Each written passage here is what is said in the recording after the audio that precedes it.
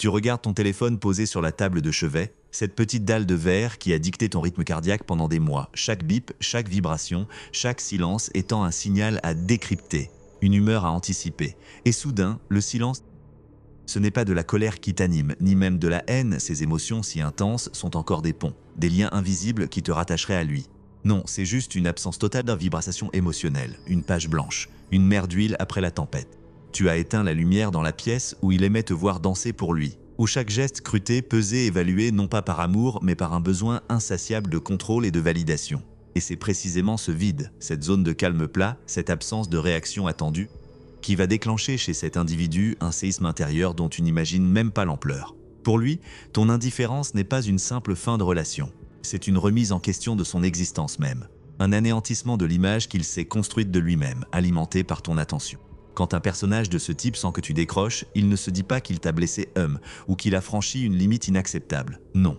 Sa psyché ne fonctionne pas avec les concepts de culpabilité ou de remords qui nécessitent une introspection et une capacité d'empathie dont il est dépourvu.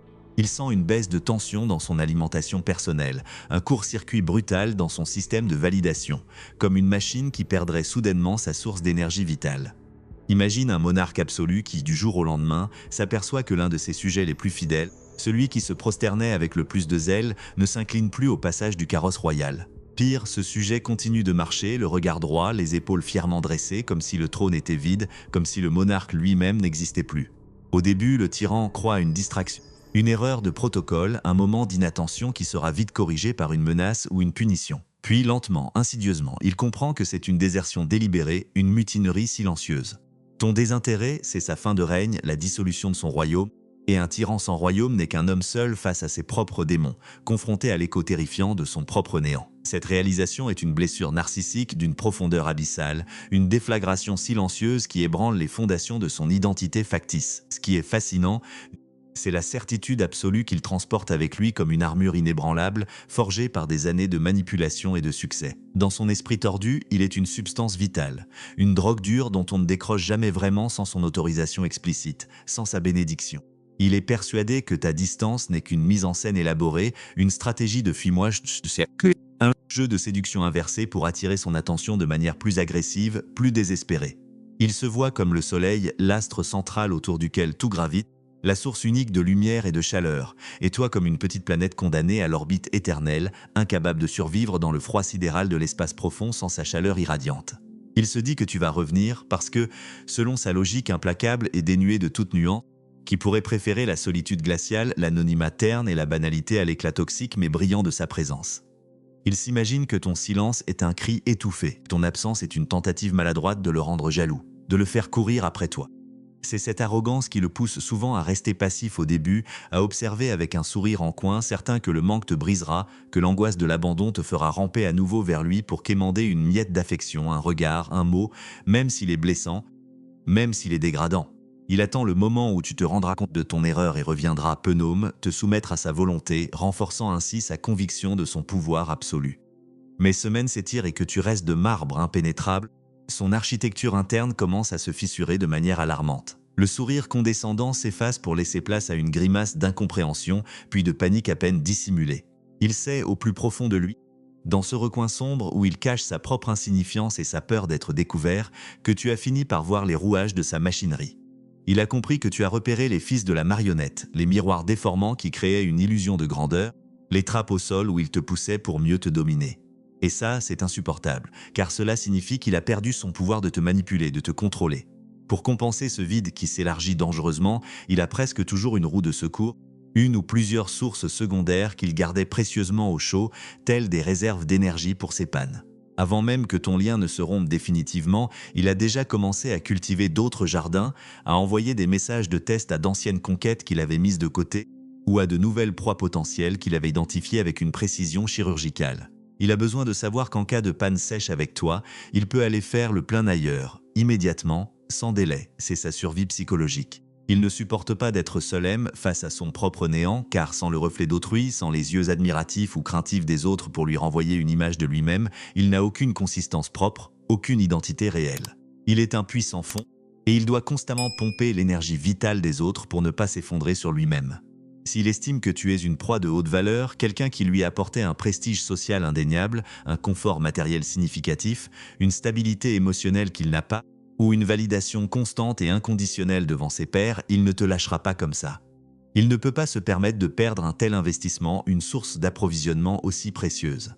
C'est là que commence la manœuvre de hoovering, le retour de l'aspirateur émotionnel, une tentative désespérée de te ramener dans son giron. Il va tenter de recréer l'illusion des premiers jours, cette phase de love bombing où il était parfait, attentionné, charmant, où il te faisait croire que tu avais enfin trouvé l'âme sœur. Il va te promettre la lune, les étoiles et l'univers entier, changer de costume avec une rapidité déconcertante, devenir exactement celui ou celle que tu as toujours voulu qu'il soit, celui que tu as pleuré pendant des nuits entières. Il te dira qu'il a changé, qu'il a compris ses erreurs, qu'il est allé voir un thérapeute, sans jamais le faire réellement, qu'il est prêt à tout pour toi. C'est un bombardement affectif de la dernière chance, une offensive massive pour briser tes défenses. Il va t'envoyer des messages empreints d'une fausse nostalgie, des pièges émotionnels savamment orchestrés. Je suis passé devant ce café et j'ai pensé à toi, à nos rires. J'ai trouvé cette vieille photo de nous deux, on était si insouciants. Il évoquera des souvenirs que vous n'avez jamais vraiment partagés de la même manière, réécrivant l'histoire pour se donner le beau rôle, pour te faire douter de ta propre perception de la réalité.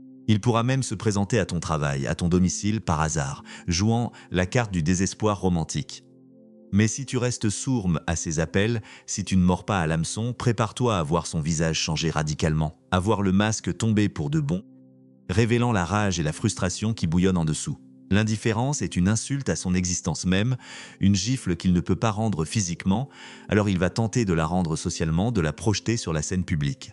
Pour lui, si tu ne l'aimes plus, si tu ne le vénères plus, c'est forcément que tu as trouvé quelqu'un d'autre, une autre source d'attention. Sa logique est binaire, dépourvue de nuances, incapable d'imaginer que tu puisses simplement vouloir être libre ou te reconstruire seul. On ne quitte pas un dieu pour le vide, on le quitte pour une autre idole, un autre culte. Il va projeter sur toi ses propres mécanismes de trahison, ses propres bassesses, ses propres comportements déviants. Il va t'accuser d'avoir un amant ou une maîtresse, de mener une double vie depuis des années, de l'avoir trompé M et manipulé M depuis n'avoir jamais été sincère. C'est une tactique de diversion classique, l'accusation en miroir, où il t'attribue exactement ce qu'il est ou ce qu'il a fait. En te pointant du doigt, en faisant de toi le coupable idéal, le monstre de l'histoire, il évite de regarder le désastre qu'il a laissé derrière lui et maintient son image de victime incomprise, de martyr auprès de sa galerie de spectateurs et de ses fidèles. Il va distiller des rumeurs, inventer des histoires abracadabrantes, déformer des faits anodins pour te peindre sous le jour le plus sombre possible. Son objectif est de détruire ta réputation, de te discréditer aux yeux de vos amis communs, de ta famille et même de tes collègues pour que personne ne te croie si jamais tu oses révéler sa vraie nature.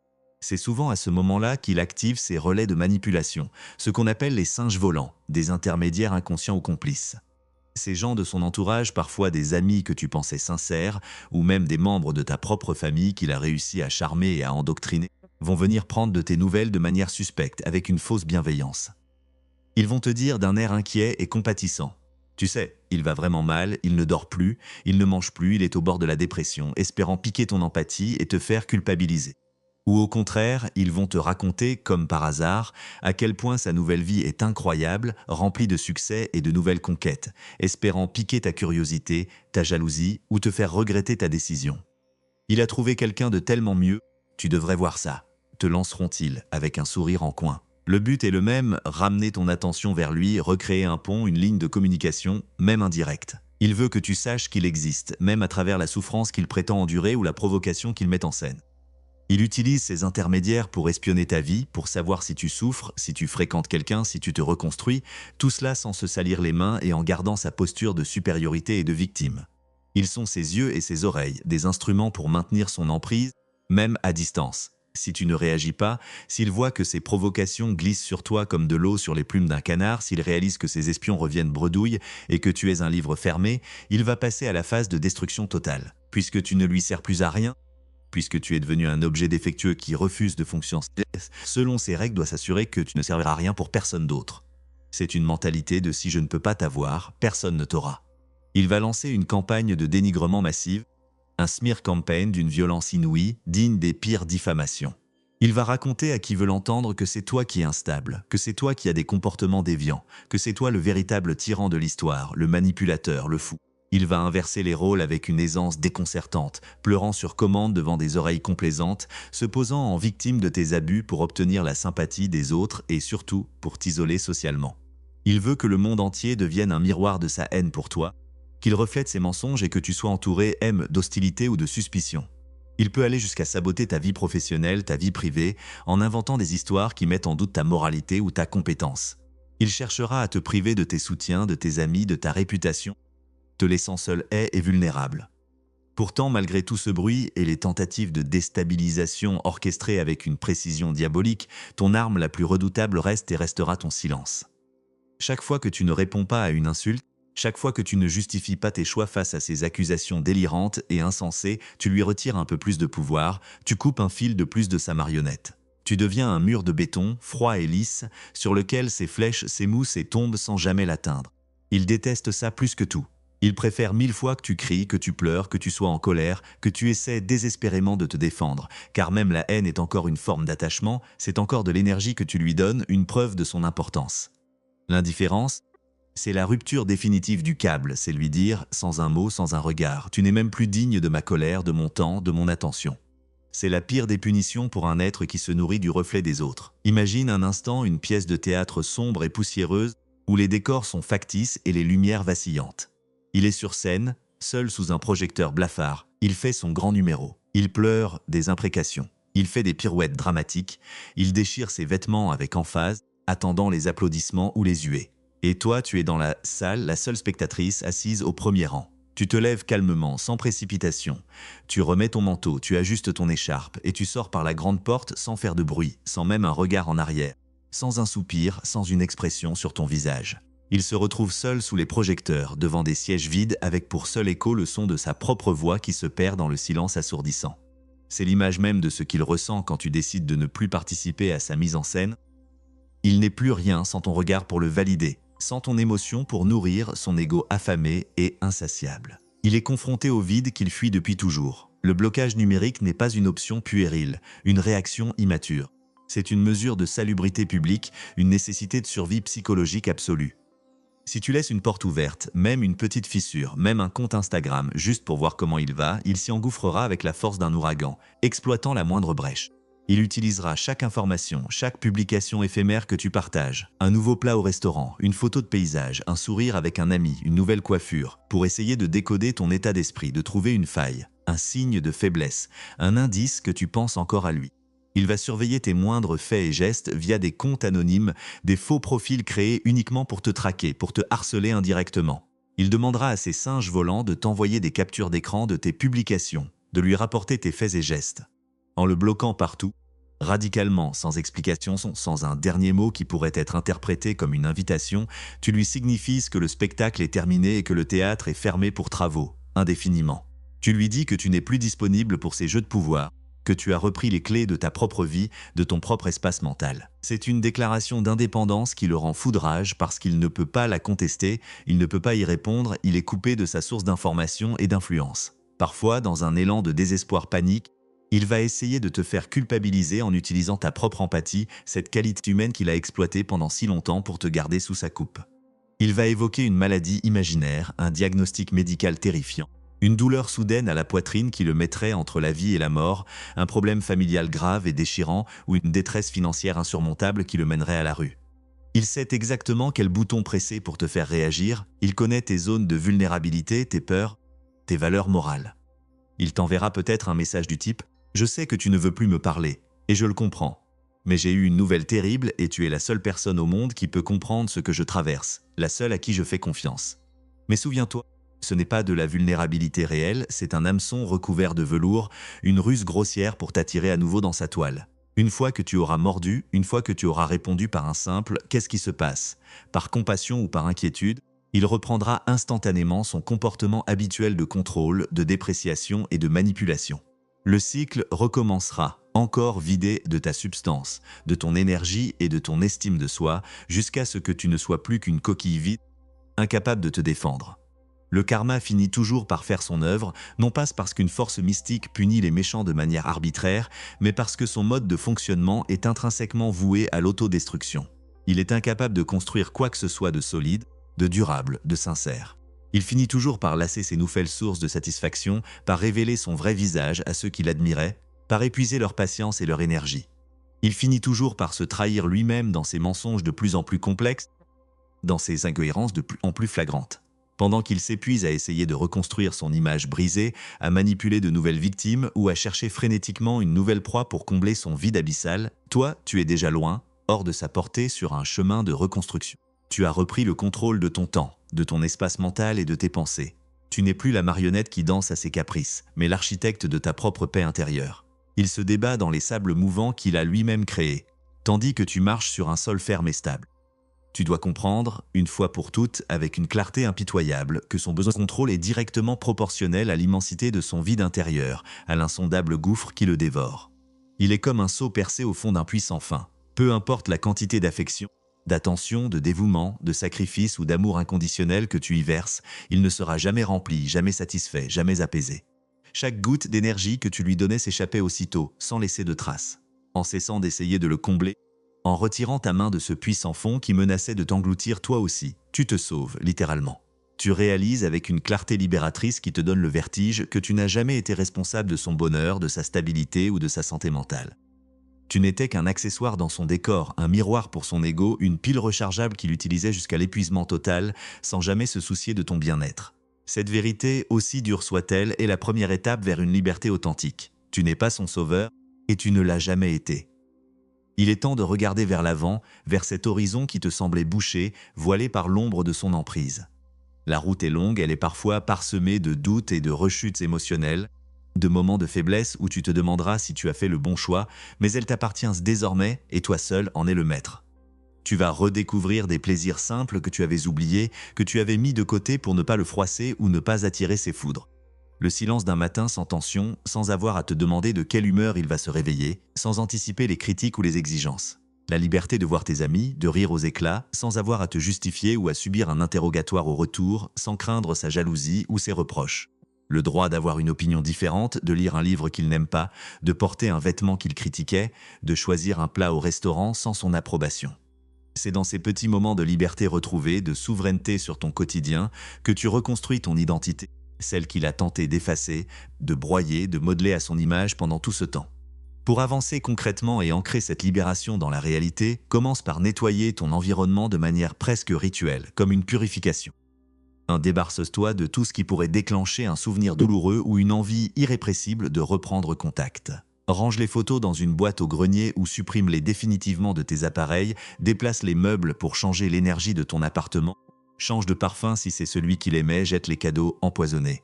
Ton espace de vie doit redevenir ton sanctuaire, un lieu sacré où son ombre ne plane plus, où ses critiques ne résonnent plus, où chaque objet est choisi par toi, pour toi. C'est une démarche physique, concrète, qui aide ton cerveau à intégrer que la page est non seulement tournée, mais que le livre est refermé, scellé. Réinvestisse ensuite ton cercle social avec discernement et bienveillance. Privilégie les personnes solaires, celles qui t'ont soutenu aiment, sans poser de questions indiscrètes, sans porter de jugement, celles qui t'aimaient déjà quand tu n'étais que l'ombre de toi-même et qui t'accueillent maintenant dans ta pleine lumière. Évite de parler de lui ou d'elle pendant un temps, ne lui donne plus cette importance démesurée qui le nourrit. Concentre-toi sur le présent, sur ce que ces gens t'apportent de positif ici et maintenant. L'écoute, le rire, le partage, la réciprocité. En nourrissant des relations réciproques basées sur le respect mutuel et l'authenticité, tu renforces tes défenses naturelles contre toute tentative de retour de sa part. Tu réapprends ce qu'est une connexion humaine normale, sans manipulation, sans rapport de force, sans jeu de pouvoir pervers. Prends l'habitude de noter tes émotions dans un carnet, de manière brute, sans filtre. Dès que tu ressens une pulsion de vérification sur ses réseaux sociaux, dès que tu te demandes ce qu'il fait, avec qui il est, s'il pense à moi, arrête-toi. Écris ce que tu ressens physiquement à ce moment-là, la boule au ventre, la gorge serrée, la main qui tremble, l'envie de vomir. En mettant des mots sur ces sensations, tu passes de l'émotion animale, du manque lié au trauma à l'analyse rationnelle. Cela te permet de voir l'envie de le surveiller pour ce qu'elle est vraiment. Une simple habitude neurologique, un circuit de dopamine défaillant que tu es en train de recabler, une addiction dont tu te désintoxiques. Chaque fois que tu résistes à cette pulsion, tu gagnes une bataille pour ta santé mentale, tu renforces ta volonté et tu reprends le contrôle de ton esprit. Enfin, accorde-toi le droit de ne pas être parfait dans ce processus de détachement, car c'est un chemin sinueux. Il y aura des jours où tu te sentiras plus faible, où la nostalgie, ce poison trompeur et sélectif, te fera oublier les cris, les humiliations, les mensonges, pour ne te rappeler que les quelques moments de calme apparent, les rares sourires. Il y aura des jours où tu auras envie de comprendre pourquoi, de chercher une explication logique à son comportement illogique, de trouver un sens à l'absurdité. C'est normal, c'est humain, c'est le processus de deuil d'une relation toxique. Ne te blâme pas pour ces moments de doute, ne sois pas ton propre bourreau. L'important n'est pas de ne jamais trébucher, mais de ne jamais faire demi-tour, de toujours te relever et de continuer à avancer. Chaque jour passé sans interaction, chaque minute où tu penses à autre chose qu'à lui, est une victoire éclatante sur l'emprise qu'il avait sur toi, une preuve tangible de ta résilience. Pense à la version de toi-même dans 1 an, dans 5 ans. Cette personne sera plus forte, plus lucide et surtout elle sera libre, véritablement libre. Elle regardera en arrière et se demandera comment elle a pu supporter tout cela, mais elle le fera avec compassion pour celle que tu es aujourd'hui, avec une tendresse infinie. Elle te remerciera d'avoir tenu bon, d'avoir choisi le silence plutôt que le conflit stérile, d'avoir choisi la dignité plutôt que la soumission. Ton silence n'est pas un vide, ce n'est pas une absence, c'est un plein de toi-même, un espace sacré que tu as reconquis. C'est l'espace nécessaire pour que ta propre voix puisse enfin se faire entendre, sans être couverte par ses exigences, ses jugements, ses manipulations. Imagine que chaque jour sans lui est une brique que tu poses avec soin et détermination pour construire une forteresse inexpugnable autour de ton cœur. Non pas une forteresse pour t'isoler du monde et de l'amour, mais pour filtrer qui a le droit d'y entrer, pour protéger ta précieuse énergie. Tu deviens ton propre gardien, le sentinelle vigilant de ton bien-être. Tu t'apprends à repérer les signaux d'alarme dès les premières minutes d'une rencontre, à déceler les drapeaux rouges subtils qu'il avait si bien masqués. Tu apprends que le respect n'est pas négociable et que l'amour ne doit jamais faire mal, ne doit jamais te dégrader, ne doit jamais te vider. Cette épreuve, aussi douloureuse soit-elle, est en train de te transformer en un expert en relations humaines, en un décodeur hors pair des dynamiques toxiques. Plus jamais personne ne pourra te manipuler de la sorte, car tu connais désormais le scénario par cœur, tu en as vu les coulisses, les ficelles, les acteurs. Tu as acquis une sagesse précieuse. Quand il réalisera que tu ne reviendras pas, que ses menaces ne t'atteignent plus et que ses larmes de crocodile te laissent de marbre, qu'il a épuisé toutes ses ruses et que tu es définitivement hors de portée, il finira par s'éloigner. Non pas par bonté d'âme, ni par un quelconque remords, mais par pur pragmatisme, par lassitude et par manque de carburant. Il ira chercher une autre proie, quelqu'un qui n'a pas encore appris à voir à travers lui, quelqu'un dont l'empathie est encore intacte et exploitable. Et ce jour-là, tu ressentiras une libération immense, une sensation de légèreté que tu n'as pas connue depuis des années. Tu ne ressentiras pas de joie maléfique, juste un soulagement profond, comme si énorme, une chape de plomb, venait d'être levée de tes épaules. Tu pourras enfin respirer à plein poumon, librement, sans entrave, sans la pression constante de sa présence toxique. N'oublie jamais que tu es la seule personne dont tu as vraiment besoin pour être complet, pour être heureux. Il a essayé de te faire croire le contraire pour te garder sous sa coupe, pour te rendre dépendant mais c'était un mensonge de plus, le plus insidieux de tous. Ta valeur ne dépend pas de son approbation, de son regard ou de sa présence. Tu existes par toi-même, avec tes qualités, tes défauts, tes rêves et tes ambitions. Reprends tes projets là où tu les avais laissés, ces passions que tu avais abandonnées sous son influence. Voyage, crée, travaille, aime à nouveau, mais cette fois-ci fais-le pour toi avec ta propre joie, ta propre énergie, ta propre direction, c'est ta vie, et elle t'attend. Le silence est ton armure, ta réponse est ta guérison la plus profonde. Dans ce silence, tu trouveras la paix que tu as cherchée pendant si longtemps à l'extérieur dans ses yeux ou dans ses paroles. Ne le romps pour rien au monde, car c'est dans ce qu'aime que tu es enfin devenu invincible face à lui. Tu as gagné la seule bataille qui comptait, celle de ton autonomie, de ta liberté intérieure. Le monde est vaste et rempli de gens merveilleux qui n'ont pas besoin de détruire les autres pour se sentir exister, qui sont capables d'aimer et de respecter. En te libérant de cette ombre, tu te rends disponible pour la lumière, pour des relations authentiques et nourrissantes. Ne regarde plus l'écran de ton téléphone en attendant un signe, une notification qui ne ferait que réactiver tes blessures.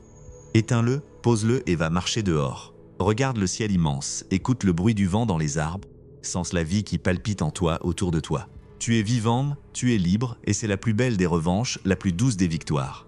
À quel moment précis as-tu réalisé que ton silence était ta plus grande force face à ces provocations ? Est-ce quand tu as arrêté de justifier tes actes devant des accusations absurdes ? Est-ce quand tu as bloqué son numéro sans trembler, sans hésiter ?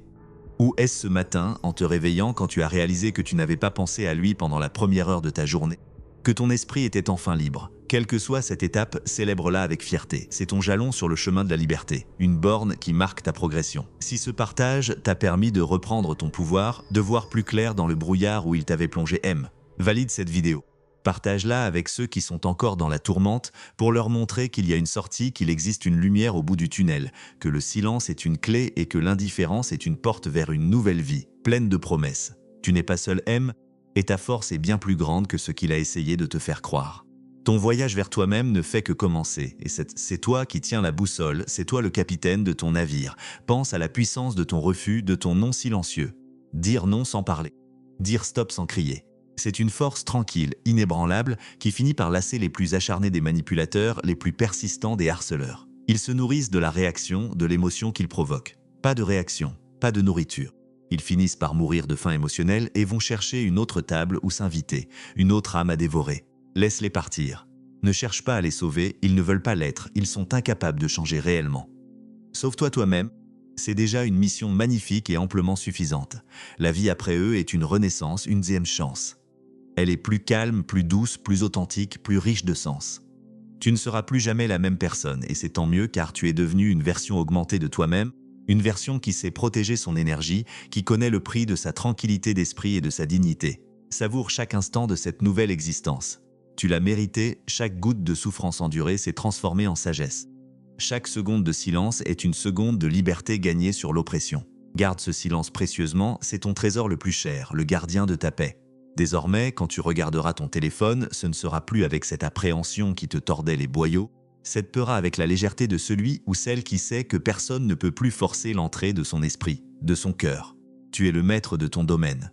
Tu es le souverain de ton propre royaume intérieur, un royaume enfin en paix, sécurisé et inviolable. Le chemin parcouru est immense. Regarde d'où tu viens, regarde les tempêtes que tu as traversées, les manipulations que tu as déjouées, les mensonges que tu as percés à jour. Tu as survécu à ce que beaucoup ne peuvent même pas imaginer, à une guerre psychologique constante. Cette résilience est ton socle, la fondation solide sur laquelle tu puisses pour construire ton futur. Un futur où l'amour rime avec respect, où la communication rime avec honnêteté, où ton silence n'est plus une défense, mais un choix de sérénité, une expression de ta force intérieure. Tu n'as plus besoin de prouver quoi que ce soit à qui que ce soit. Ta vérité n'a pas besoin d'être hurlée pour être réelle. Elle existe en toi, solide comme le roc, inébranlable. Laisse-le s'agiter, laisse-le mentir, laisse-le s'épuiser dans ses vaines tentatives de te nuire. Toi, tu avances. Tu marches vers ta propre lumière, vers tes propres aspirations, et rien, absolument rien ne pourra plus t'empêcher d'y arriver. La page est blanche et c'est toi qui tiens le stylo. Écris une histoire magnifique, une histoire dont tu es le héros ou l'héroïne, une histoire où la fin est un éternel recommencement, plein de promesses à la vie retrouvée. Ta liberté est ton plus beau vêtement. Porte-la avec fierté, avec élégance. Ne laisse plus personne essayer de te la retirer, de te l'arracher. Tu sais maintenant ce qu'elle coûte, le prix de la bataille que tu as menée, et tu sais qu'elle n'a pas de prix. Le silence est ton allié, l'indifférence est ton bouclier, et ton amour-propre est ta boussole infaillible. Tu es prêt pour la suite. La vraie vie, ta vraie vie, commence maintenant. Et elle est remplie de possibilités infinies.